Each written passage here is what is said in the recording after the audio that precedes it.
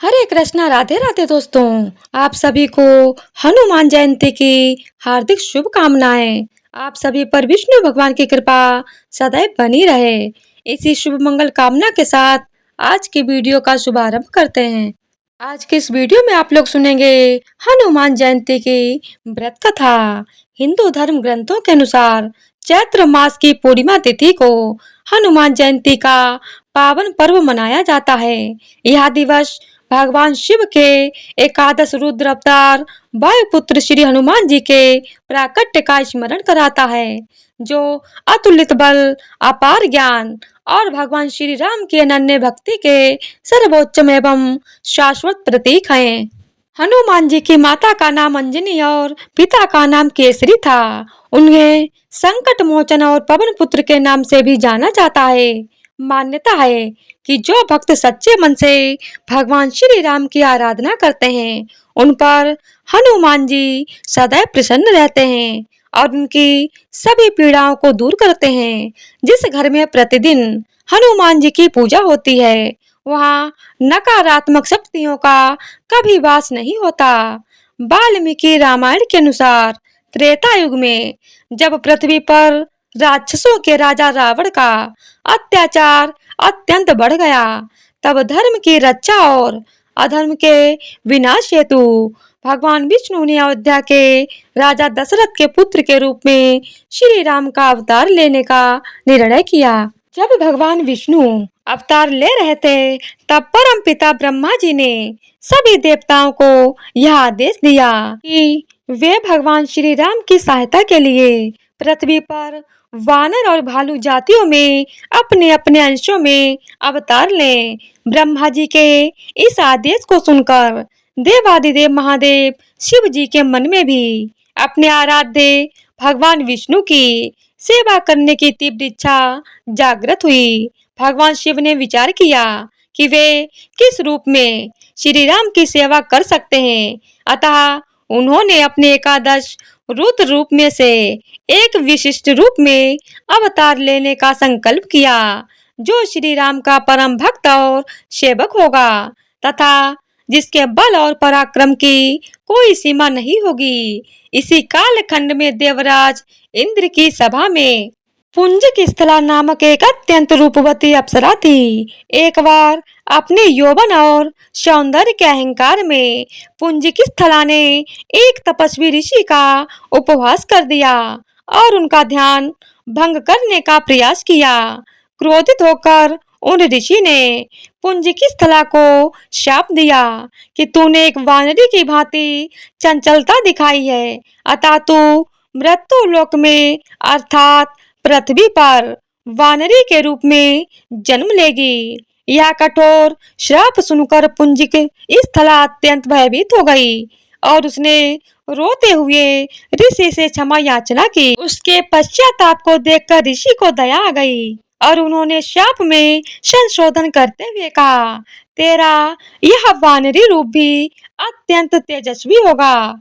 तू अपनी इच्छा अनुसार रूप धारण करने में सक्षम होगी और तेरे गर्भ से एक अत्यंत पराक्रमी तथा यशस्वी पुत्र का जन्म होगा, जिसकी कीर्ति तीनों लोकों में सदा सदा के लिए स्थापित होगी।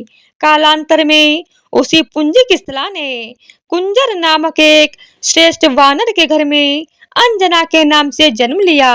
अंजना अत्यंत गुणवान, शीलवती और रूपवती थी। युवावस्था प्राप्त होने पर अंजना का विवाह वानरराज केसरी से संपन्न हुआ। वानरराज केसरी अत्यंत अत्यंत पराक्रमी थे और उन्होंने शंखासुर नामक भयंकर राक्षस का वध किया था। विवाह के पश्चात अंजना और केसरी सुखपूर्वक अपना जीवन व्यतीत करने लगे, परंतु कई वर्ष बीत जाने के बाद भी उन्हें कोई संतान प्राप्त नहीं हुई। संतानहीनता के दुख से व्यथित होकर माता अंजना ने मतंग ऋषि के आश्रम में जाकर उनसे मार्गदर्शन मांगा। मतंग ऋषि ने उन्हें पंपा सरोवर के निकट वृषभाद्रि पर्वत पर जाकर वायुदेव और भगवान शिव की कठोर तपस्या करने का उपदेश दिया। ऋषि की आज्ञा मानकर माता अंजनी ने अन्न जल का त्याग कर दिया और एक पैर पर खड़े होकर भगवान शिव की घोर तपस्या आरंभ कर दी। उन्होंने 12 वर्षों तक अत्यंत कठोर तप किया। उनकी इस अनन्य और निष्काम तपस्या से प्रसन्न होकर आशुतोष भगवान शिव उनके समक्ष प्रकट हुए और वरदान मांगने को कहा। माता अंजना ने कहा, हे प्रभु, यदि आप मेरी तपस्या से प्रसन्न हैं तो मुझे एक ऐसा पुत्र प्रदान करें जो बल, बुद्धि, विद्या और पराक्रम में आपके ही समान हो और जिसे कोई भी अस्त्र शस्त्र पराजित ना कर सके। भगवान शिव ने तथास्तु कहकर उन्हें यह वरदान दिया और अंतर ध्यान हो गए। तदनंतर भगवान शिव ने अपनी योग माया से अपने एकादश रुद्र तेज को पवन देव को सौंप दिया और उन्हें आदेश दिया कि वे इस दिव्य तेज को माता अंजना के गर्भ में स्थापित करें। उसी समय अयोध्या में चक्रवर्ती सम्राट राजा दशरथ भी संतान प्राप्ति के लिए महर्षि ऋषभृंग के निर्देशन में पुत्र कामेष्टि यज्ञ कर रहे थे। यज्ञ की पूर्णता पर अग्निदेव स्वयं प्रकट हुए और उन्होंने राजा दशरथ को दिव्य खीर से भरा एक स्वर्ण पात्र प्रदान किया। राजा दशरथ ने वह दिव्य खीर अपनी तीनों रानियों कौशल्या, सुमित्रा और कैकेयी में बांट दी। जब रानी कैकेयी अपने हिस्से की खीर ग्रहण करने वाली थी, तभी शिव जी की माया से प्रेरित होकर एक चील वहां आई और कैकेयी के हाथ से खीर का वह अंश झपट कर आकाश में उड़ गई। वह चील उड़ते हुए उसी वृषभाद्रि पर्वत के ऊपर से गुजरी जहां माता अंजना तपस्या में लीन थी। चील के पंजों से वह खीर का पात्र नीचे गिर गया।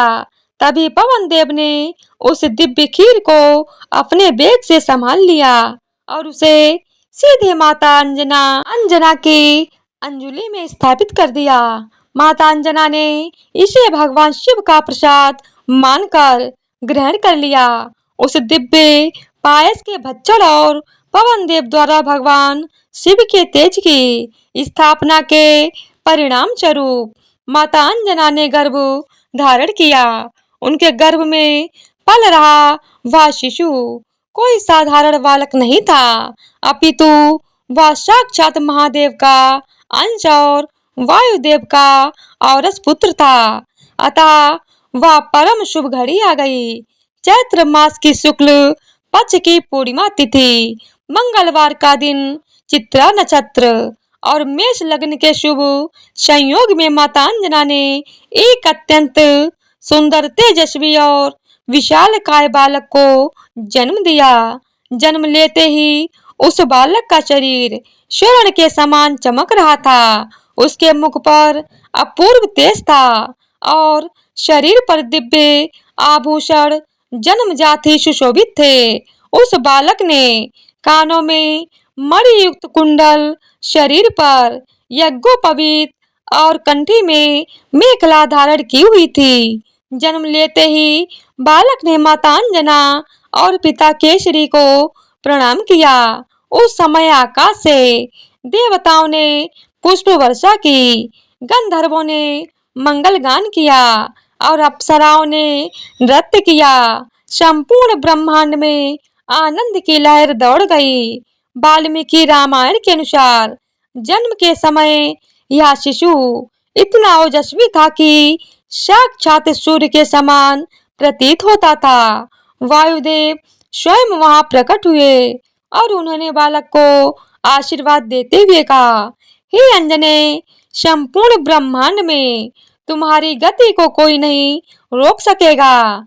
भगवान शिव का अंश होने के कारण यह बालक जन्म से ही ज्ञान और सिद्धियों का स्वामी था। बालक के प्राकट्य के कुछ समय पश्चात ही एक दिन माता अंजना वन में फल एकत्रित करने के उद्देश्य से गईं। उसी समय आश्रम में लेटे हुए नवजात शिशु को अत्यंत तीव्र क्षुधा अर्थात भूख की अनुभूति हुई। क्षुधाग्नि से व्याकुल होकर बालक रुदन करने लगा। तभी बालक की दृष्टि पूर्व दिशा की ओर गई। जहां उदीयमान सूर्य अपनी रক্তিम आभा के साथ आकाश मंडल में उदित हो रहे थे। प्रातःकालीन सूर्य की लालिमा को देखकर उस बोधहीन परंतु असीम शक्तिशाली शिशु ने उसे कोई अत्यंत स्वादिष्ट और पका हुआ लाल फल समझ लिया।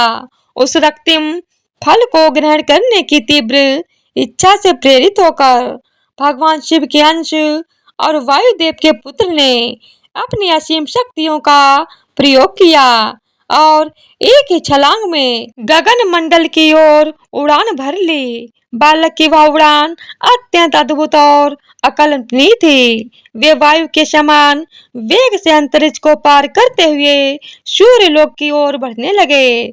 उनके इस वेग और तेज को देखकर स्वयं वायुदेव भी आश्चर्यचकित रह गए और वे अपने पुत्र की रक्षा हेतु उनके पीछे पीछे शीतल हवा के रूप में चलने लगे ताकि सूर्य का प्रचंड ताप बालक को किसी प्रकार की हानि न पहुंचा सके।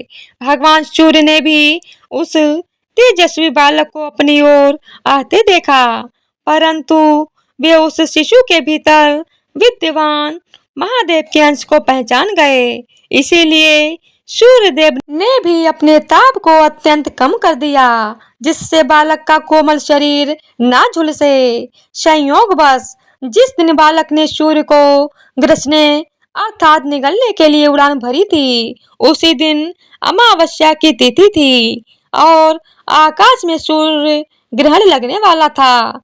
मायावी राक्षस राहु सूर्य को ग्रसने के लिए वहां पहुंच चुका था, परंतु जब राहु ने देखा कि एक विशालकाय और ओजस्वी बालक सूर्य की ओर तीव्र गति से आ रहा है, तो वह भयभीत हो गया। बालक ने राहु को भी कोई काला फल समझा और उसे पकड़ने के लिए झपटे।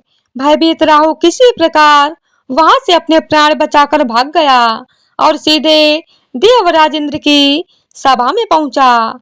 राहु ने कांपते हुए इंद्र से कहा, हे देवराज, आपने मुझे क्षुधा शांत करने के लिए सूर्य प्रदान किया था, परंतु वहां तो कोई अन्य ही प्राणी सूर्य को निकलने के लिए आ रहा है। यह सुनकर देवराज इंद्र अत्यंत विस्मित और क्रोधित हुए। उन्होंने तत्काल अपने श्वेत गजराज ऐरावत को सुसज्जित करवाया और वज्र धारण कर सूर्य लोक की ओर प्रस्थान किया। जब इंद्र वहां पहुंचे, तब तक बालक सूर्यदेव के अत्यंत समीप पहुंच चुका था। श्वेत वर्ण के विशालकाय ऐरावत को देखकर बालक का ध्यान सूर्य से हट गया और उन्होंने उस श्वेत हाथी को एक बड़ा श्वेत फल समझ लिया। अब बालक सूर्य को छोड़कर ऐरावत को पकड़ने के लिए उसकी ओर झपटा। इस अकल्पनीय और भयावह दृश्य को देखकर देवराज इंद्र ने समझा कि यह कोई भयंकर मायावी राक्षस है जो स्वर्ग पर अधिकार करने आ रहा है। अपने और ऐरावत के प्राणों की रक्षा हेतु इंद्र ने बिना विचारे किए अपने सबसे अचूक और भयंकर अस्त्र वज्र से उस बालक पर प्रहार कर दिया। इंद्र का वज्र अत्यंत प्रचंड वेग से उस सुकोमल बालक की हड्डी अर्थात हनु पर जाकर लगा। वज्र के उस कठोर प्रहार से बालक का बायां हनु टूट गया और वह शिशु तत्काल मूर्छित होकर पृथ्वी की ओर तीव्र गति से गिरने लगा। अपने प्रिय पुत्र को मूर्छित अवस्था में आकाश से गिरता हुआ देख पवन देव का हृदय विदीर्ण हो गया। उन्होंने अपने वेग से गिरते हुए पुत्र को अपनी गोद में झेल लिया। बालक की यह दयनीय दशा और उसकी टूटी हुई ठुड्डी को देखकर वायुदेव अत्यंत कुपित हो गए। अपने पुत्र के प्रति इस अन्याय से रुष्ट होकर वायुदेव बालक को लेकर एक गहरी गुफा में चले गए। पवन देव के गुफा में प्रवेश करते ही संपूर्ण ब्रह्मांड में एक भयंकर संकट उत्पन्न हो गया। क्रुद्ध वायुदेव ने तीनों लोकों में अपने प्रभाव को पूर्णतः अवरुद्ध कर दिया। वायु के रुकते ही सृष्टि की प्राणवायु समाप्त होने लगी। देवताओं, दानवों, यक्षों, किन्नरों, मनुष्यों और पशु पक्षियों के प्राण कंठ में आ गए। संपूर्ण चराचर जगत में हाहाकार मच गया। ब्रह्मांड का संतुलन बिगड़ने लगा और ऐसा प्रतीत होने लगा मानो सृष्टि का अंत निकट आ गया हो। इस प्रलयंकारी स्थिति को देखकर सभी देवता घबरा गए और परमपिता ब्रह्मा जी के नेतृत्व में भगवान शिव तथा देवराज इंद्र को साथ लेकर उस गुफा के द्वार पर पहुंच गए, जहां वायुदेव अपने मूर्छित पुत्र को सीने से लगाए विलाप कर रहे थे। गुफा में पहुंचकर ब्रह्मा जी ने सबसे पहले अपने कमंडल से पवित्र जल छिड़क कर और अपने दिव्य कर कमलों के स्पर्श से उस मूर्छित बालक को पुनः चेतनावस्था में ला दिया। अपने पुत्र को जीवित और स्वस्थ देखकर वायुदेव का क्रोध शांत हुआ और उन्होंने पुनः ब्रह्मांड में वायु का प्रवाह प्रारंभ कर दिया, जिससे सृष्टि में पुनः जीवन का संचार हुआ। देवताओं ने अपने कृत्य पर पश्चाताप किया। तब ब्रह्मा जी ने घोषणा की कि वज्र के प्रहार से इस बालक की हनु खंडित हुई है, अतः आज से संपूर्ण ब्रह्मांड में यह बालक हनुमान के नाम से विख्यात होगा। तत्पश्चात देवताओं ने बालक हनुमान को अजय बनाने हेतु उन्हें अद्भुत वरदान दिए। ब्रह्मा जी ने वरदान दिया कि मेरा ब्रह्मास्त्र कभी इस बालक पर प्रभाव नहीं डाल सकेगा और यह अपनी इच्छा अनुसार रूप धारण करने में सक्षम तथा चिरंजीवी अर्थात अमर होगा। देवराज इंद्र ने कहा कि मेरा वज्र अब भविष्य में कभी हनुमान को हानि नहीं पहुंचा सकेगा। भगवान सूर्य ने अपने तेज का 100वां भाग हनुमान जी को वरदान दिया। यमराज ने वरदान दिया कि मेरा काल दंड कभी हनुमान का प्राण नहीं हर सकेगा और वह मेरे प्रभाव से पूर्णता मुक्त रहेगा। वरुण देव ने पाश और जल से सदा सुरक्षित रहने का वरदान दिया। कुबेर देव ने अपनी गदा से कभी पराजित न होने का और विश्वकर्मा जी ने अपने द्वारा निर्मित सभी दिव्य अस्त्रों से अवध्य होने का वरदान दिया। भगवान शिव ने भी उन्हें अजय योद्धा होने का आशीर्वाद दिया। इन सभी दिव्य वरदानों को प्राप्त कर बालक हनुमान संपूर्ण ब्रह्मांड में अद्वितीय और अजय महापराक्रमी बन गए। देवताओं से असीमित और अमोघ वरदान प्राप्त करने के पश्चात बाल्यकाल में हनुमान जी अत्यंत नटखट और चंचल स्वभाव के हो गए। उनकी चंचलता इतनी अधिक बढ़ गई कि वे वन में तपस्यार्थ ऋषियों और मुनियों के आश्रम में जाकर अनजाने में विघ्न उत्पन्न करने लगे। वे कभी तपस्वियों के कमंडल का जल गिरा देते, कभी वल्कल वस्त्र फाड़ देते, तो कभी यज्ञ की वेदी और सामग्रियों को छिन्न भिन्न कर देते। भगवान शिव का अंश और पवन देव का पुत्र होने के कारण कोई भी ऋषि उन्हें शारीरिक दंड देने या भस्म करने में पूर्णतः असमर्थ था। उनके इस नित्य के उपद्रव से क्षुब्ध होकर अतः भृगु और अंगिरा वंश के श्रेष्ठ महर्षियों ने क्रुद्ध होकर बालक हनुमान को एक कठोर श्राप दिया। ऋषियों ने कहा, हे वानर, तू अपने जिस असीम बल के अहंकार में तपस्वियों का जाने अनजाने में अपमान कर रहा है, उस संपूर्ण बल को तू तत्काल भूल जाएगा। जब तक कोई श्रेष्ठ पुरुष तुझे तेरे वास्तविक बल और दिव्य शक्तियों का स्मरण नहीं कराएगा, तब तक तू एक साधारण बालक की भांति ही आचरण करेगा। महर्षियों के इस श्राप के प्रभाव से हनुमान जी अपनी समस्त अलौकिक शक्तियों और असीमित बल को विस्मृत कर बैठे और आश्रमों में पूर्णतः शांत तथा आज्ञाकारी होकर अपना जीवन व्यतीत करने लगे। युवावस्था की ओर अग्रसर होने पर ज्ञान प्राप्ति की लालसा से प्रेरित होकर हनुमान जी ने भगवान सूर्य को अपना गुरु बनाने का निश्चय किया, क्योंकि सूर्य देव संपूर्ण ब्रह्मांड को प्रकाशित करने वाले और समस्त वेदों तथा शास्त्रों के ज्ञाता हैं। हनुमान जी अंतरिक्ष में उड़ान भरकर सूर्य लोक पहुँचे। और सूर्यदेव ने उन्हें अपना शिष्य स्वीकार कर शिक्षा प्रदान करने की प्रार्थना की। भगवान सूर्य ने कहा, हे कपिश्रेष्ठ, मैं तुम्हारी प्रतिभा से परिचित हूँ, परंतु मैं अपने रथ पर निरंतर गतिशील रहता हूँ। ऐसी स्थिति में मैं तुम्हें विधिवत शिक्षा कैसे प्रदान कर पाऊंगा। हनुमान जी ने अत्यंत विनम्रता पूर्वक उत्तर दिया, हे देव, आप अपनी गति से चलते रहें।